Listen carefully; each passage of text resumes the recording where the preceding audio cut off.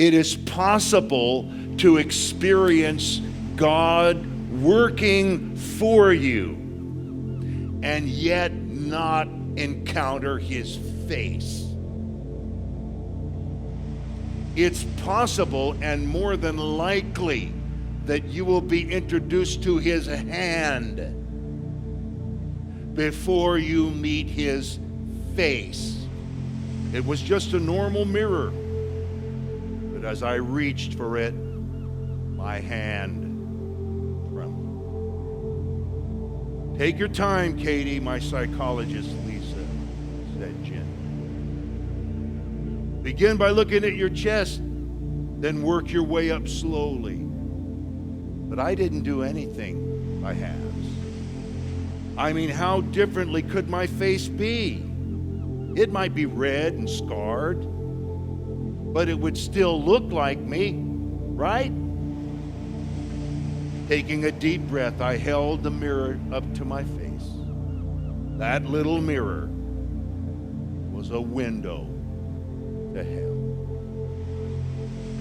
My skin was red, my eyelids were puffy, and underneath my eyeballs protruded like cartoonish globes. My left eyeball looked milky and opaque. My lips were swollen like sausages. My eyelashes and eyebrows gone. My nose was a shriveled mound. My cheeks had sunk into my skull. My face had melted into my neck like candle wax.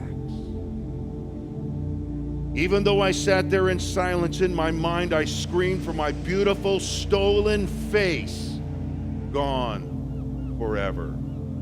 I wasn't a model and a TV presenter any longer. How could I be looking like that? No! I whimpered, my chest heaving with sobs. No! Tears came. My ravaged eyes couldn't even cry. What have you done to me? I wailed inside. Where is my face? You threw it in the garbage can and I want it back.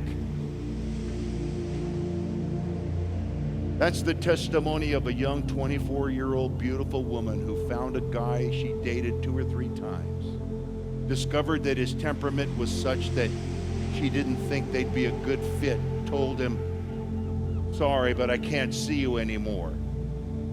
Most ordinary guys would have just accepted defeat and moved on, but not this one.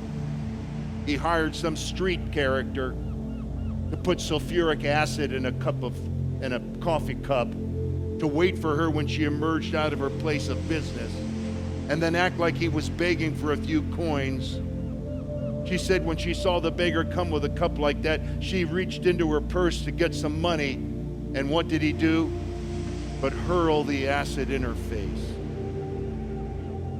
250 surgeries later, she went from a contestant to a regional beauty contest and a career as a television host to a disfigured, broken, grotesque individual. Isaiah 52 and verse 14 says this, just as there were many who were appalled at him, his appearance was so disfigured beyond that of any man, and his form marred beyond human likeness. On the cross, not only was Jesus penetrated by nails in his hands and in his feet, not only did he endure the agonies of the cat of 9 tails, but he was beaten and his face bones broken, and his appearance so mangled that we marred, we, the human race, stole his face. God comes in a redemptive role to the human race, to love, to redeem, to release, to pay the price. This is how he's paid back. Beaten and bludgeoned and mauled beyond recognition. All the while, show, if you are the Son of God, come down off the cross and say, they marred his face and called for his hand. Show us your power.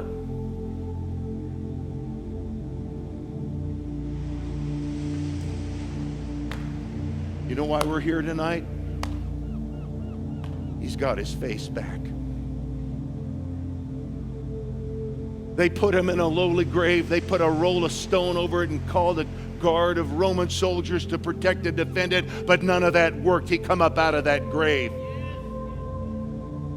And now we can behold the beauty of the Lord. And I'm going to tell you, that same face that wicked hands marred beyond recognition is the face that I seek today. It's the face of hope. It's the face of joy. It's the face of relationship. They erased his face. They erased his face on Calvary, and at the same time called for his hand. I'm here to give you your face back. I'm here to tell you I love that face, that presence, that glory, that power. I just have a word for you. You need God to do something for you. Here's the word. Are you ready for this? God needs you to do something for him. He needs you to seek his presence, not just his gifts. Seek his face, not just his hand.